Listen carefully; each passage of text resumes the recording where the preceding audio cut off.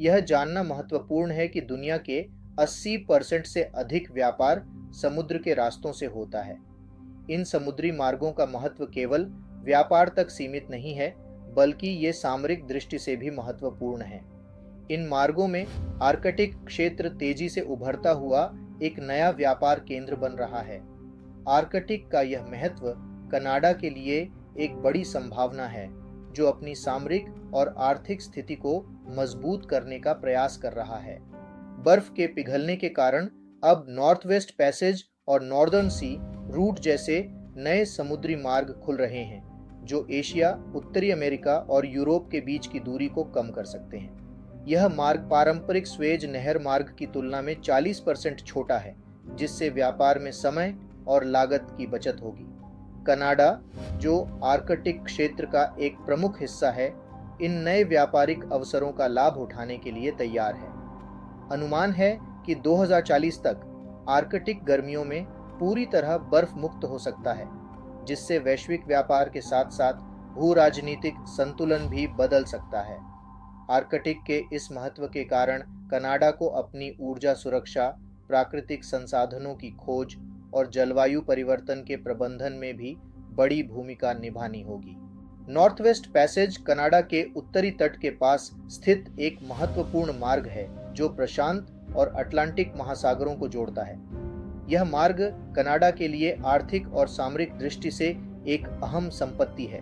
हालांकि इस पर एक बड़ा विवाद भी है, क्योंकि कनाडा इसे अपने आंतरिक जल का हिस्सा मानता है, जबकि अमेरिका और यूरोप इसे अंतर्राष्ट्रीय जल मार्ग के रूप में देखते हैं। इस मार्ग के महत्व को समझते हुए कनाडा ने 2009 में Arctic water pollution prevention act लागू किया, जिससे जहाज़ों के प्रदूषण को नियंत्रित करने के लिए सख्त नीतियां बनाई गईं। इसके अलावा कनाडा चिकीचतार्जुआक और चर्चिल जैसे क्षेत्रों में डीप वाटर पोर्ट्स का विकास कर रहा है, ताकि शिपिंग मार्ग का व्यावसायिक उपयोग बढ़ाया जा सके। इसके लिए कनाडा ने आधुनिक navigational charts, ice breaking ships और सर्च एंड रेस्क्यू सेवाओं को भी मजबूत किया है, जो न केवल आर्थिक लाभ देगा, बल्कि सुरक्षा को भी सुनिश्चित करेगा। रूस और चीन नॉर्दर्न सी रूट के माध्यम से एशिया और यूरोप के बीच की दूरी को कम करने के लिए इसे विकसित कर रहे हैं। रूस ने इस मार्ग पर अपनी आइस ब्रेकिंग क्षमताओं को उन्नत किया है, जबकि चीन ने इस क्षेत्र में भारी निवेश किया है, ताकि वह आर्कटिक के माध्यम से अपने व्यापारिक और सामरिक हितों को आगे बढ़ा सके। चीन ने आर्कटिक में रिसर्च सेंटर, नेविगेशनल सेवाएं और आइस ब्रेकिंग शिप्स का निर्माण किया है। कनाडा और अमेरिका के लिए यह एक बड़ी चुनौती है, क्योंकि उन्हें रूस और चीन के इस बढ़ते प्रभाव का सामना करना है। इसके लिए कनाडा को अपनी सामरिक स्थिति को मजबूत करने और आर्कटिक में अपनी उपस्थिति को और प्रभावशाली बनाने की आवश्यकता है। अमेरिका ने भी अपनी राष्ट्रीय सुरक्षा रणनीति में आर्कटिक को उच्च प्राथमिकता दी है, जिससे इस क्षेत्र में उसकी सैन्य उपस्थिति बढ़ रही है। यह कनाडा के लिए अपने सामरिक हितों को संरक्षित करने का एक अवसर है। आर्कटिक में दुनिया के 82% तक के तेल और गैस भंडार होने का अनुमान है, जो कनाडा के लिए एक बड़ा आर्थिक अवसर हो सकता है। 2024 में कनाडा ने आर्कटिक में तेल और गैस खोज के लिए कई नई परियोजनाएं शुरू की हैं, जिनसे हजारों रोजगार उत्पन्न होने की उम्मीद है। इसके साथ ही आर्कटिक में खनिज भंडार जैसे कि निकेल, कोबाल्ट और लिथियम कनाडा को वैश्विक हरित अर्थव्यवस्था में एक महत्वपूर्ण खिलाड़ी बना सकते हैं। यह खनिज इलेक्ट्रिक वाहनों, नवीकरणीय ऊर्जा प्रणालियों और अन्य उच्च तकनीकी उपकरणों के लिए आवश्यक है। कनाडा की खनिज खोज नीति इन संसाधनों के विकास और निर्यात को प्राथमिकता देती है, जिससे देश की आर्थिक वृद्धि को बढ़ावा मिल सकता है।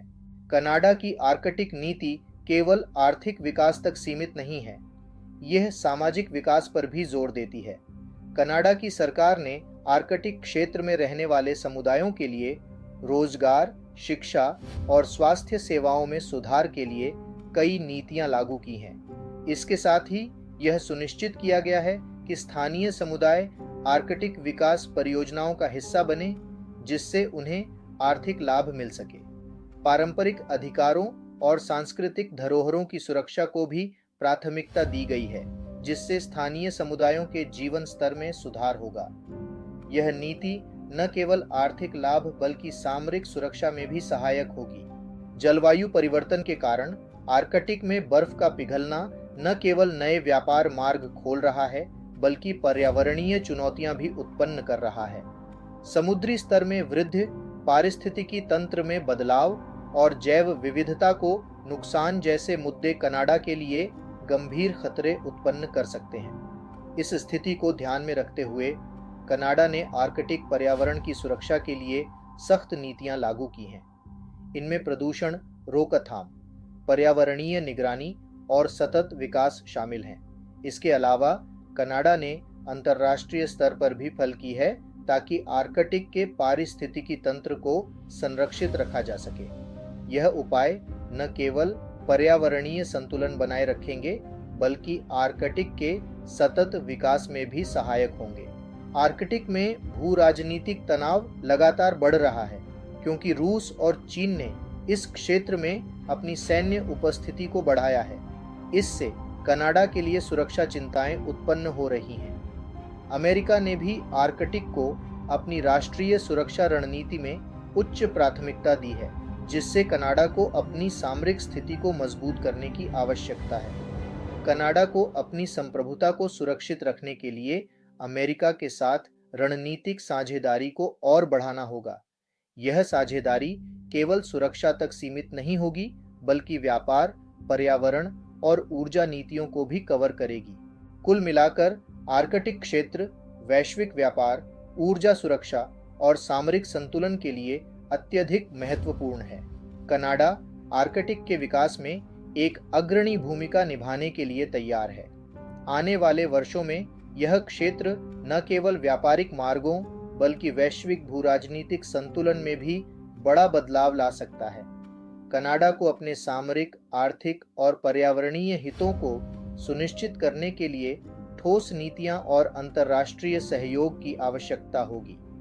कनाडा को अपनी सामरिक क्षमताओं, आर्थिक नीति और पर्यावरणीय सुरक्षा को प्राथमिकता देते हुए वैश्विक मंच पर अपनी भूमिका को और मजबूत करना होगा। इससे यह सुनिश्चित होगा कि कनाडा न केवल एक सफल आर्थिक शक्ति बने, बल्कि वैश्विक स्थिरता में भी महत्वपूर्ण योगदान दे।